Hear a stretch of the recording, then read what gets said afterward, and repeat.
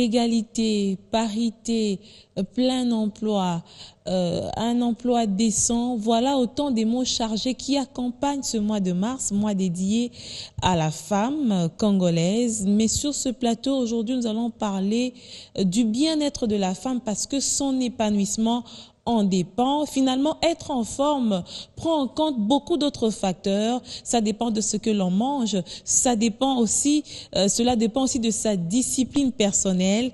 Pour en parler, nous recevons sur ce plateau Rosie Mekomu. Elle a mis en place la méthode Ikonga. Madame, bienvenue sur ce plateau. Merci de me recevoir. Vous êtes coach masseur.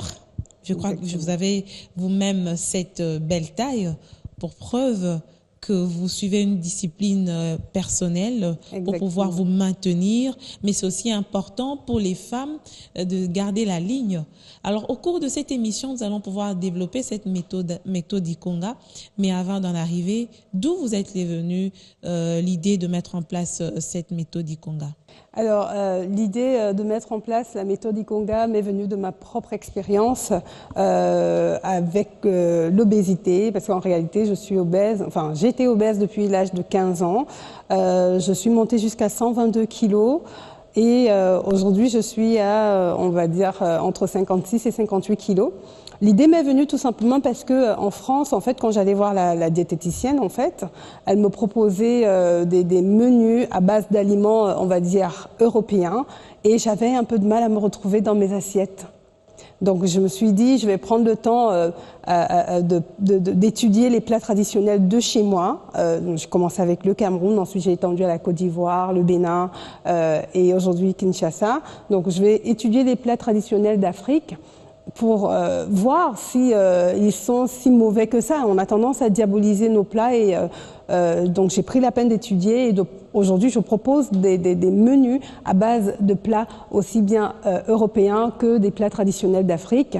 Et donc voilà, c'est un peu la raison pour laquelle ça marche. Ça fait combien d'années que vous avez mis en place cette méthode? Alors officiellement, on existe depuis mai 2015. Mais moi, j'ai commencé mon combat en 2012. C'est quoi ce combat? Parce qu'en 2012, je faisais 122 kilos. On m'a détecté le diabète, on m'a détecté la graisse autour du cœur et un début de rhumatisme alors que je n'avais que 31 ans. Donc j'ai décidé, je n'avais pas trop le choix en même temps, hein, de me reprendre en main et voilà. Et en une année, vous avez pu perdre presque la moitié de votre poids? En 2 ans, j'ai perdu 60 kilos. Voilà, de 2012 à 2014, j'ai perdu 60 kilos. Et l'année dernière, pendant ma première tournée africaine, j'ai perdu 4 kilos. Donc au total, je suis à moins 64 depuis 2012. Est-ce que c'est un défaut d'avoir sa forme, de rester assez grasse? Non, ce n'est pas du tout un défaut. Comme je dis aux personnes, si vous êtes bien dans votre peau, si vous êtes en santé à ce moment, c'est super. Par contre, le problème, c'est que très souvent, l'obésité est la porte ouverte à certaines maladies comme l'hypertension, le diabète, même le cancer du sein peut être se développer. Exactement avec l'obésité. Donc, je dis toujours, il vaut mieux prévenir que guérir. Ne pas attendre des cas extrêmes, un peu comme ça a été le cas pour moi, d'arriver au diabète. Comment vous avez atteint 120 kilos? Alors, vous êtes né comme ça ou c'est venu par des mauvaises habitudes? Je dirais c'est venu par de mauvaises habitudes alimentaires. Je ne bougeais pas du tout. Je mangeais gras, trop sucré, trop salé et je dormais. C'est-à-dire je pouvais manger des chips et je vais pas citer des boissons. Je vais pas citer la marque et des boissons gazeuses. Et derrière je m'allongeais sur mon canapé devant la télé. Je ne bougeais pas. C'est vrai qu'avec l'urbanisation on bouge de moins en moins que quand on est par exemple dans des villages où on doit aller au champ cultiver. Exactement, on est tout le temps en mouvement. En ville, c'est un peu plus compliqué. Et aujourd'hui, cette méthode, vous l'avez déjà lancée, c'est vrai, peut-être par rapport à l'expérimentation que vous avez eue des autres pays d'Afrique. Est-ce que ça marche absolument? Ça marche très très bien. Là, on est pratiquement à 500, entre 500 et 1000 personnes qui ont fait le programme et qui ont partagé avec nous leur avant-après. Vous pouvez retrouver ça sur notre page Facebook, donc Ikonga Kilo Killer. Vous pouvez retrouver les avant-après des personnes qui ont suivi le programme et pour qui ça a super bien marché. En parlant du régime de manière, la question de régime de manière assez générale, Oui. quelqu'un peut aujourd'hui vous suivre, avoir des résultats et une autre vient avec les mêmes produits et n'atteint pas les résultats. C'est un peu ça la déception que la plupart des personnes qui sont obèses rencontrent.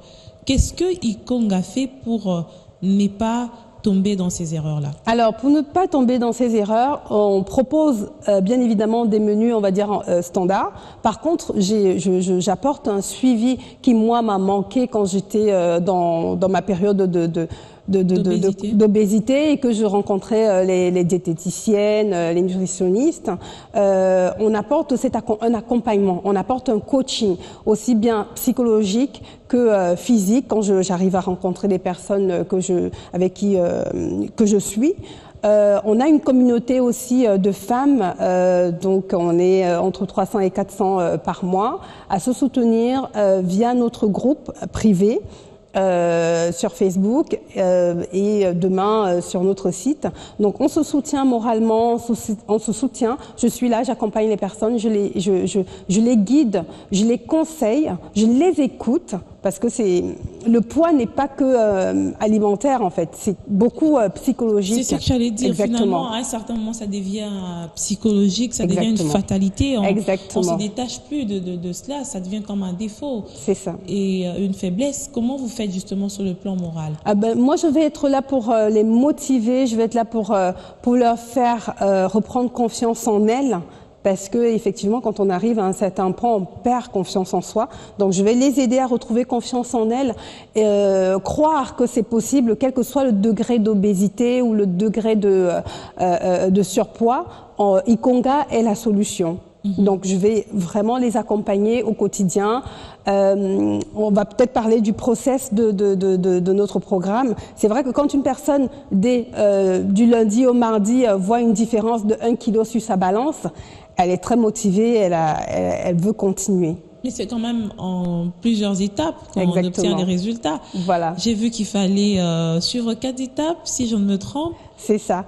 Alors, on va perdre très rapidement dans les 2 premières phases, en fait, donc la détox et la phase d'équilibre. On va perdre rapidement du poids. Mais pour ne pas reprendre, parce que c'est, pour moi, à mon sens, la stabilisation, la consolidation, en fait, c'est la partie la plus compliquée. Perdre, c'est facile avec la consolidation, c'est celle qui vient après la perte, perdu le poids. Exactement. Donc la consolidation, c'est celle qui vient après la perte de poids. C'est une phase cruciale qu'il faut vraiment suivre. Moi, j'invite les personnes à faire cette phase-là, même si elles ne sont pas dans mon programme. Si elles ont eu à perdre du poids, il faut consolider pour ne pas reprendre, pour éviter l'effet yo-yo. Et avant d'arriver à cette phase de consolidation, on passe par la phase où on perd le poids. Mais quand on est déjà à cette étape, parce que généralement pour les femmes, on nous dit qu'après presque 40 ans, ça vient de soi. On commence à prendre beaucoup de poids. Qu'est-ce que vous dites aux femmes pour qu'elles ne tombent pas dans le surpoids? Alors, de manière préventive, hein, je sais que vous êtes coach, vous n'allez pas livrer. Voilà, j'allais vous dire, comme j'ai dit tout à l'heure, en fait, il vaut mieux prévenir que guérir. C'est-à-dire que si on a pris de bonnes habitudes alimentaires avant la quarantaine, il n'y a pas de raison que l'explosion de poids soit très très forte après la quarantaine. Maintenant, quand on a atteint 40 ans ou qu'on se rapproche de la ménopause, il faut bouger plus, manger. Ce sont des principes qu'on connaît un peu tous, hein, mais voilà, je vais me répéter. Faire ces 3 repas, manger moins sucré, moins salé, bouger un maximum. Essayer de bien dormir, essayer de mieux gérer les situations de stress. Donc voilà, et nous, on accompagne justement les personnes dans la gestion de toutes ces étapes en fait, de toutes ces phases. Mais il paraît aussi que ça déforme, par exemple, les visages, vous n'avez pas la même forme. Par moments, ça rend un peu complexé certaines personnes. Est-ce que c'est vrai? Si en maigrissant, on n'a pas la même forme, oui. Ou si en grossissant, on n'a pas la même forme. En maigrissant? En maigrissant. Alors, Vous-même, quelle a été votre expérience? Alors, moi particulièrement, j'ai dû faire un relooking. J'ai dû faire un relooking parce qu'effectivement, quand on maigrit, la morphologie change. Donc, on a ce volet-là. Le programme, en fait, il y a 3 principaux axes. On a l'axe alimentaire, l'axe sportif, et on a le volet relooking qui va venir, on va dire, clôturer le tout. C'est-à-dire que quand on a perdu tous ces kilos, on va accompagner la personne justement dans le relooking au niveau maquillage, au niveau coiffure, au niveau vestimentaire, parce que bien évidemment la morphologie n'est plus la même, il faut changer. Et on travaille avec des partenaires qui peuvent accompagner les personnes qui ont maigri dans ce processus-là. Quelle est votre cible, les femmes ou les hommes? Alors en cible, moi tout naturellement je suis une femme, hein. Vous êtes féministe? Je ne sais pas, je dirais oui, enfin dans le fond peut-être, je pense. Je pense qu'on est capable de faire tout ce que les hommes font. Et je pense que la femme est le pilier de la société, la femme est le pilier de sa famille. Donc oui, tout à fait. Oui. Donc vous ciblez plus les femmes? Je cible plus les femmes tout naturellement parce que je suis une femme. Donc quand j'ai commencé, ce sont des femmes qui se sont facilement retrouvées et qui se sont facilement identifiées à mon histoire. Par contre, je travaille aussi avec des hommes et la plus grosse perte du programme aujourd'hui, c'est un monsieur, un Burkinabé, qui a perdu 63 kilos en 10 mois. Ok. Là, c'est un homme. C'est un homme. C'est parti vite, c'est quand même un record. Hein. Oui, ça c'est un record. Mais les hommes perdent beaucoup plus vite que les femmes. Parfois, je suis un peu jalouse parce que moi, ça m'a pris 2 ans et lui, en 10 mois, il a perdu ses 63 kilos. C'est quoi la différence? Pourquoi les hommes perdent un peu plus? Je pense que un peu plus de discipline? Exactement. Les hommes sont beaucoup plus rigoureux quand ils suivent le programme que les femmes. La rigueur, la discipline, la patience et donc voilà. Alors, la discipline. En parlant, au début, vous avez parlé d'une étude que vous avez menée sur le repas. Est-ce que ce sont des repas de mets que vous préparez vous-même après ou vous dites juste à la personne, allez, faites tel mélange ou dans votre repas quotidien, vous avez besoin de ceci? Comment ça se passe? Alors, je propose les menus pour l'instant. C'est vrai qu'à terme, je vais peut-être vendre les repas déjà tout prêts. Mais pour l'instant, nous proposons juste des menus chaque semaine, donc avec une liste de courses. Aujourd'hui, la personne n'a pas besoin de compter le nombre de calories parce que Ikonga le fait à sa place. Donc, les personnes qui suivent le programme ont juste à acheter, à prendre la liste des courses, à aller faire leurs courses et à préparer, tout simplement. On espère que c'est à la portée de tous. Hein. Oui, normalement, c'est à la portée de tous. En parlant de la femme, on va parler de la femme puisque nous sommes au mois de la femme, mois de mars, en République démocratique du Congo. Nous dédions ce mois à la femme. Je ne sais pas si c'est le cas au Cameroun. Exactement. Chez nous, c'est toute une fête. C'est presque férié même d'ailleurs. Est-ce que ça vaut la peine de célébrer la femme pendant un mois? Alors, moi je dirais, on doit célébrer la femme tous les jours. Tous les jours de l'année, on n'a pas besoin d'attendre un mois ou un jour. Par contre, effectivement, c'est symbolique en fait. Je dirais que c'est symbolique, hein, ce mois de mars ou la journée. Mais la femme devrait être célébrée tous les jours. Quel est votre regard sur l'égalité et la parité? Surtout dans ce que vous faites, hein, quand vous comparez l'homme à la femme.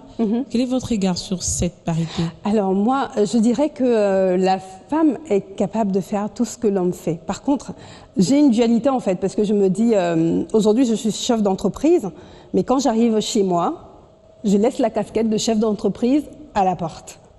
Quand j'arrive chez moi, je m'occupe de ma famille en fait, je m'occupe de mon homme, je m'occupe de mes enfants. Il faut arriver à faire à faire cette distinction parce que c'est important pour l'équilibre du couple. Maintenant, au niveau du travail, je pense qu'on a les mêmes capacités que les hommes, on a le même potentiel, si ce n'est plus, hein, que les hommes. Parce que la femme est capable de faire plusieurs choses à la fois. Oui, elle est multitâche. Elle est multitâche, donc on est capable. Est-ce qu'il y a une manière assez différente de travailler entre l'homme et la femme ou c'est pareil? En tant que chef d'entreprise, par exemple, qu'est-ce que vos employés pensent de vous? Alors, j'avoue que j'ai pas encore. En tant que femme. J'avoue que j'ai pas encore posé. On n'a pas encore eu à parler de ce sujet. Que vous dire? En fait, on fait pas de distinction.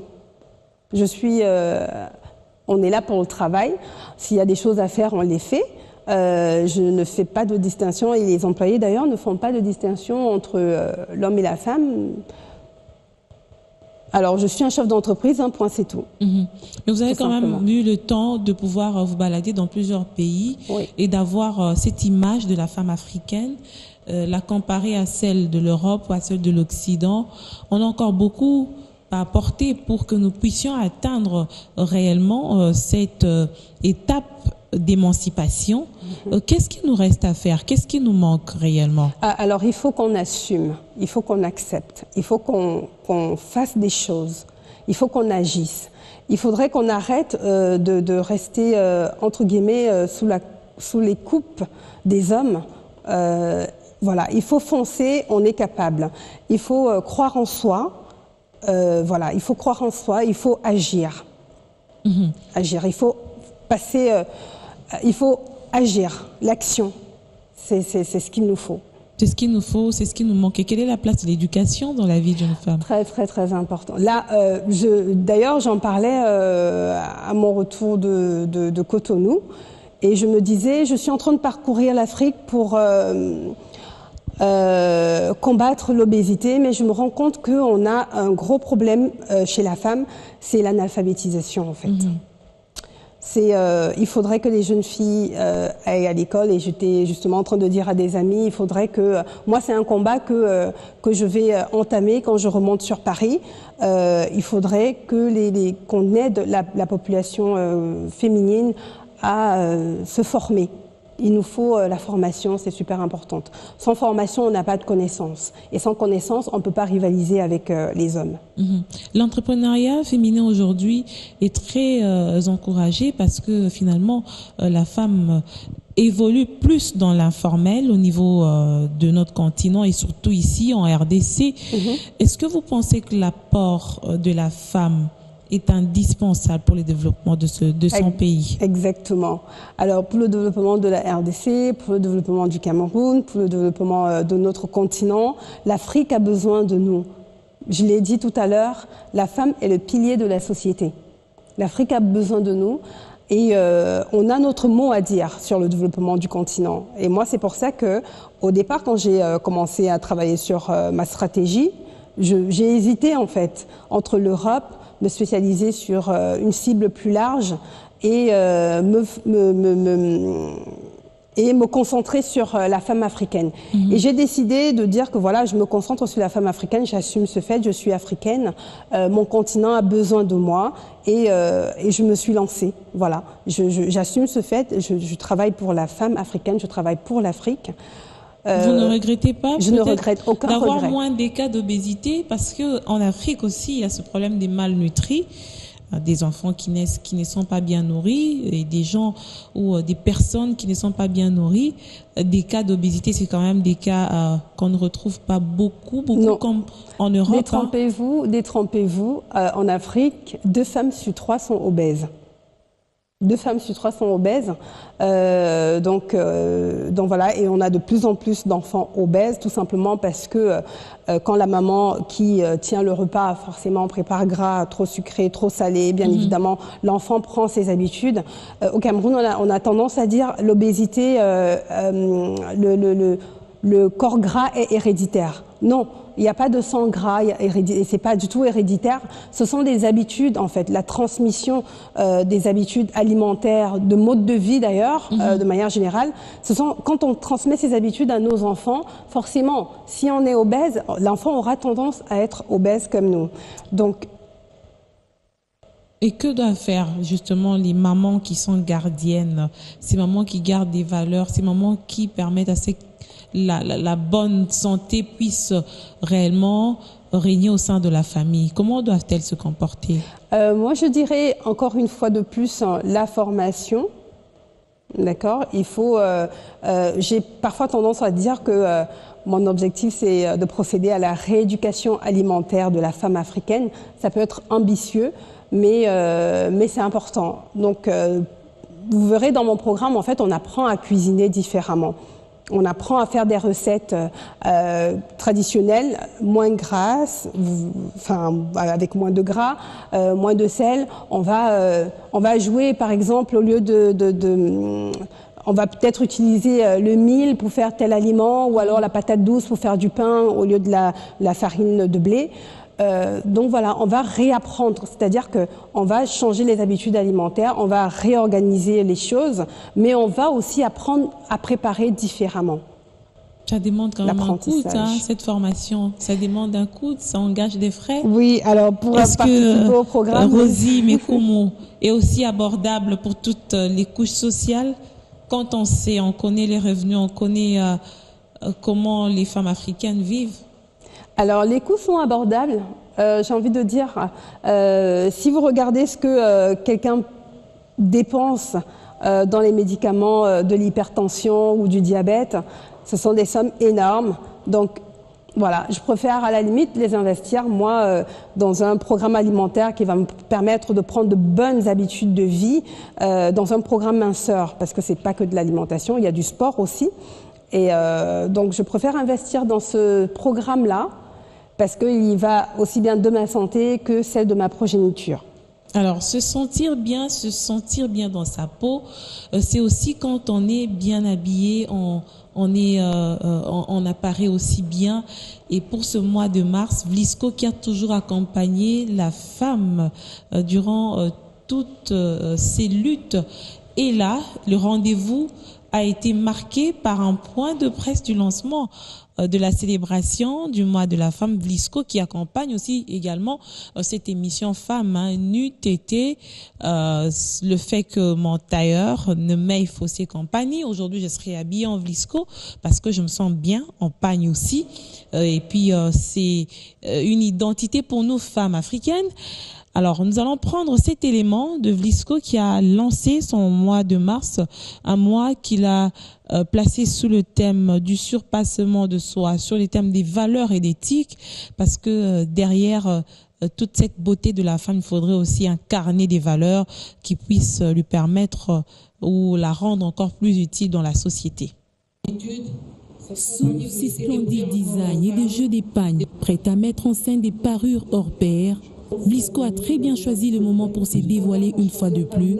Le mois de mars dédié à la femme est une occasion pour la marque de communiquer à travers son label des vertus d'éthique, des valeurs, de surpassement de soi.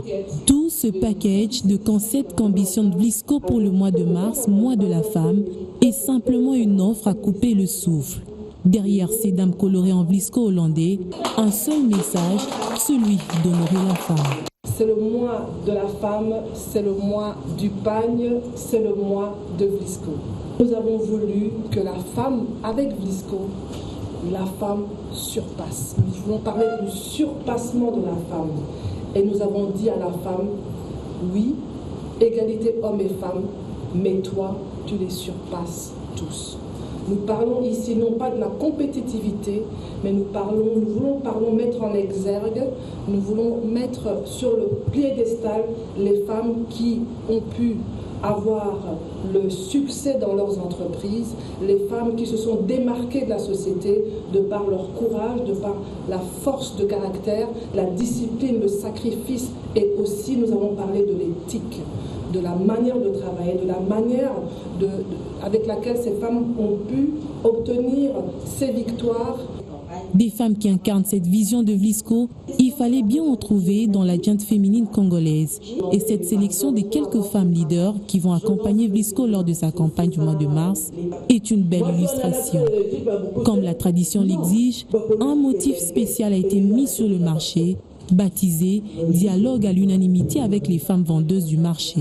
C'est un dessin qui sera distribué sur toute l'étendue de la République démocratique du Congo. Il est porté sur 12 variantes différentes. Donc, c'est-à-dire, ce dessin a 12 couleurs différentes ou combinaisons de couleurs différentes. Et il y a un dessin pour chaque femme. Donc chaque femme pourra être unique et magnifique avec ce dessin. Vlisco, ce textile qui a toujours accompagné la femme congolaise de génération en génération, nourrit également l'espoir de voir ces belles dames congolaises autonomes et actrices de développement.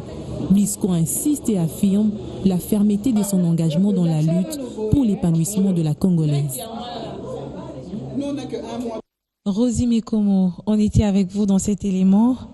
J'ai retenu le surpassement de soi, l'éthique, la discipline, la rigueur. La rigueur, le caractère. Voilà autant des principes qui devront accompagner la femme pour que cette femme-là, quand elle est en compétitivité, qu'elle sente vraiment qu'elle mérite cette place-là. Finalement, c'est ça.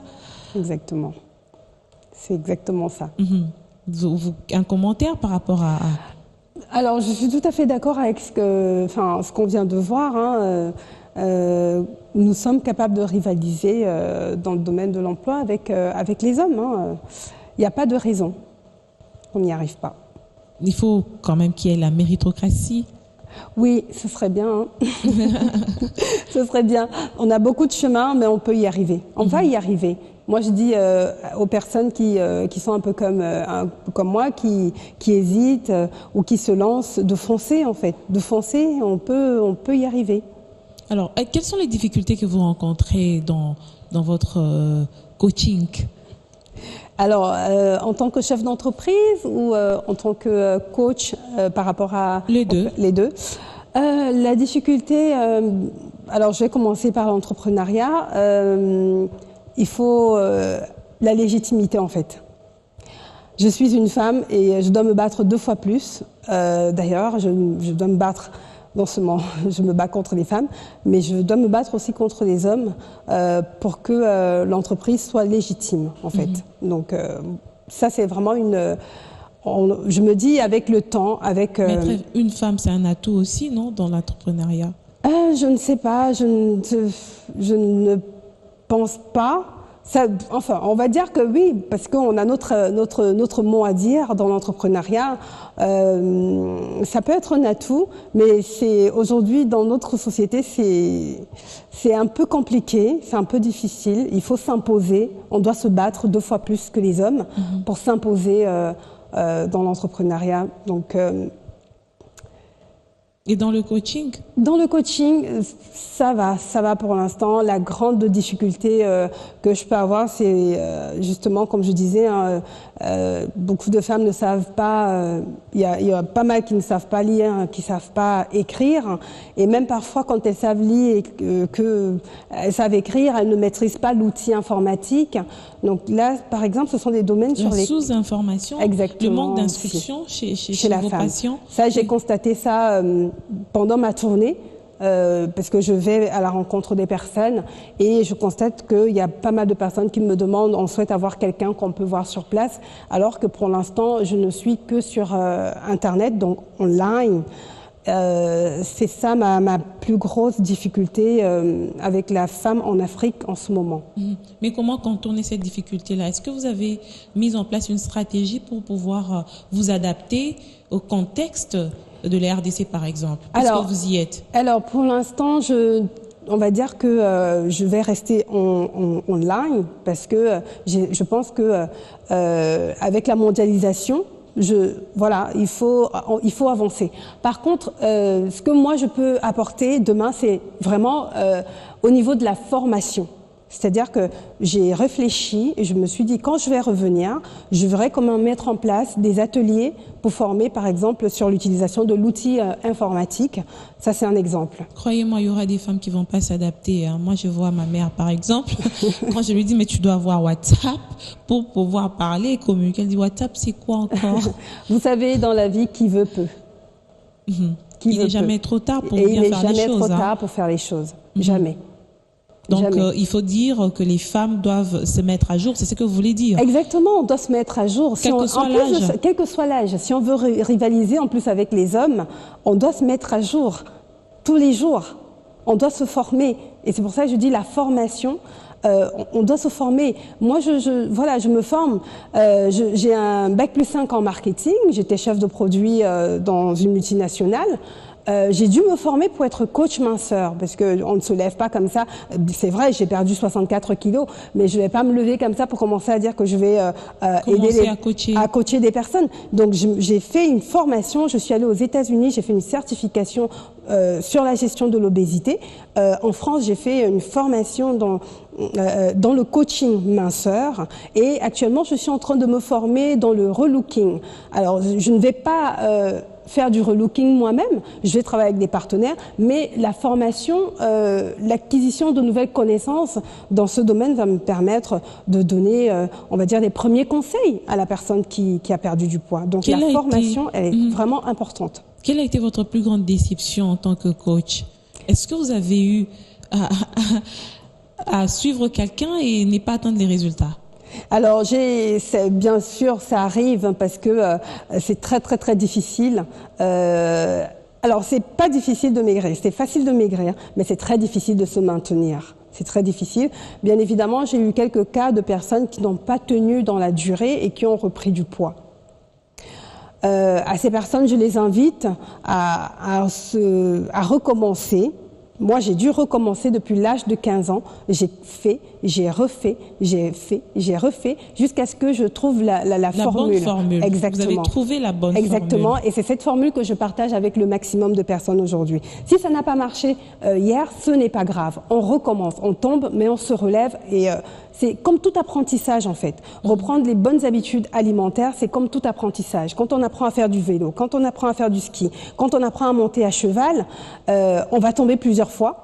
Mais pour arriver à maîtriser le vélo, le cheval, ou à vraiment connaître comment skier, en fait, on se relève, on ne reste pas par terre. C'est un peu le même principe. C'est exactement le même principe pour maigrir. Quelles sont vos perspectives par rapport à l'avenir? Alors, qui est de moins en moins d'obésité en Afrique. Vous aurez moins de travail. Mon objectif, c'est pas vraiment. Mon objectif, vraiment, c'est rééduquer, procéder à la rééducation alimentaire, que ça rentre dans nos habitudes. Voilà, quoi. Enfin, ce n'est pas vraiment une question d'argent ou. Quand on parle de travail, c'est vraiment quelque chose qui me tient à cœur parce que j'en ai souffert à pleurer. Mais vous ne le faites pas de manière bénévole aussi? Non, je ne le fais pas, mais je l'ai fait longtemps de manière bénévole. J'ai dû arrêter parce que malheureusement j'ai des factures et à un moment donné je n'arrivais plus à gérer mon travail de chef de produit et le coaching, donc j'ai dû faire un choix. Aujourd'hui, il faut que je paye mes factures. Aujourd'hui, j'ai des partenaires avec qui je travaille, il faut les payer. Donc c'est ce à quoi va nous aider, enfin les abonnements, les petits frais, les abonnements que les personnes payent. Tout se passe en ligne finalement pour vous avoir. Tout se passe en ligne. Comment ils vont suivre auront certainement l'intention de vous contacter. Alors, les cas de surpoids, vous l'avez dit, on a de plus en plus en Afrique et en RDC. Hein. Alors pour nous contacter, c'est très simple. On a notre page Facebook Ikonga _KiloKiller. On a le site internet www.ikonga.com. Et on a une application Ikonga téléchargeable sur Apple Store et sur Google Play. Madame Rosie Mekomo, on a fini cette émission. En 1 minute, je vais vous demander de vous résumer. Alors, que dire? J'ai envie de dire la méthode Ikonga, c'est la solution, on va dire, à nos problèmes de surpoids et d'obésité. Quel que soit votre degré d'obésité ou de surpoids, vous avez la solution. La solution, c'est dans la gestion de l'alimentation, dans la pratique du sport, la gestion des situations de stress. Voilà. Donc, et on est là pour accompagner les personnes dans ce processus-là, aussi bien alimentaire, sportif que relooking. Relooking, vous l'avez dit, un mot à toutes les femmes qui nous suivent pendant ce mois de mars. J'ai envie de dire sentez-vous belle, et lancez-vous pour les personnes qui ont des idées. N'hésitez pas, lancez-vous, l'Afrique a besoin de vous. L'Afrique a besoin de vos chères femmes. Lèvons-nous, j'allais dire, agissons ensemble pour le développement, l'épanouissement de la femme, mais tout cela passe par son bien-être. Le bien-être, c'est aussi cette bonne forme, cette bonne santé qui passe par le physique. On a eu un coach ce soir au cours de cette émission qui nous a donné quelques astuces, mais elle a été quand même très discrète par rapport aux grands secrets, d'où il faudra peut-être la voir ou la contacter. Merci d'avoir été de nôtres. Je vous retrouve très bientôt pour un nouveau magazine sur BioOne Télévision.